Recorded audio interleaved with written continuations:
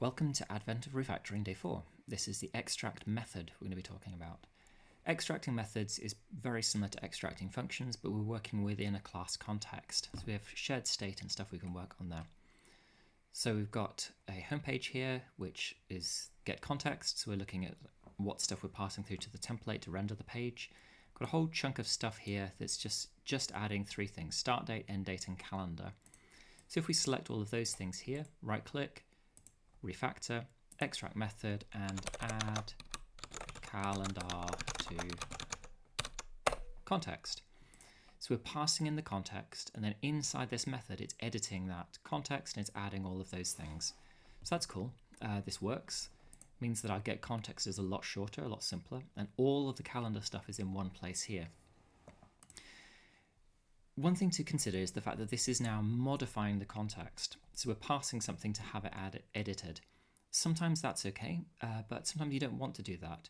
You'd rather be modifying all of the context stuff here in this, and in your extra methods, just returning the relevant information.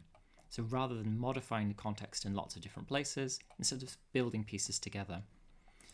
So let's undo that refactoring here, and we'll do a bit of a tweak here first.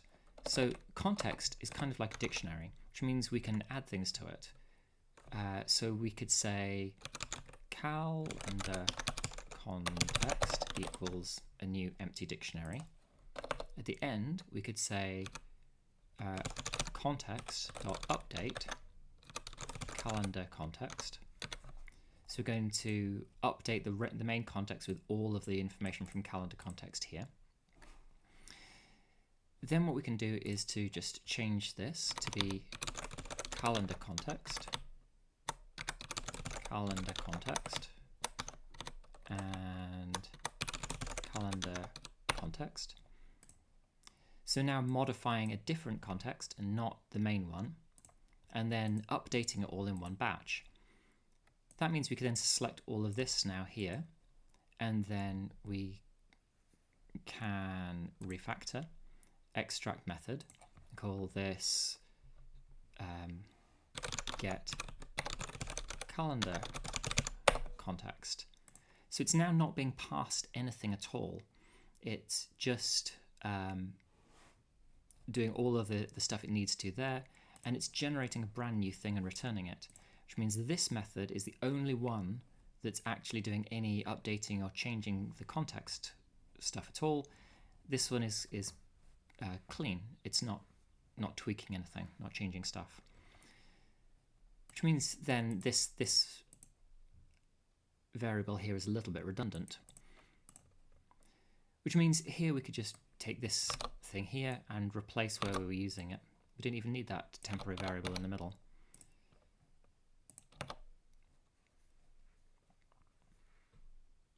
So this is one thing to think about, is how do you want to organize your different methods? In general, having it so that they don't have to update each other is fine, is better. The nice thing with having different methods is you can have shared state between the different methods using self to sort of connect things together. For instance, if we needed the events to be gathered somewhere else, we might have another method. Let's grab that, stick here, which we'll call def get events self, and we'll say self.events equals that.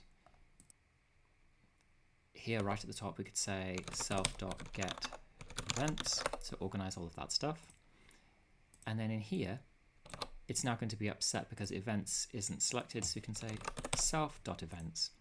Because it's all part of this one class, we can talk to each other through the self object.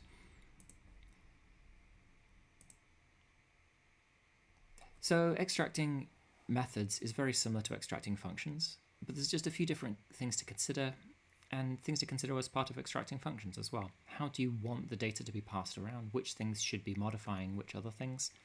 Can you connect things on the self object onto itself and pass things around that way? Different things to think about, different ways to refactor and clean up your code.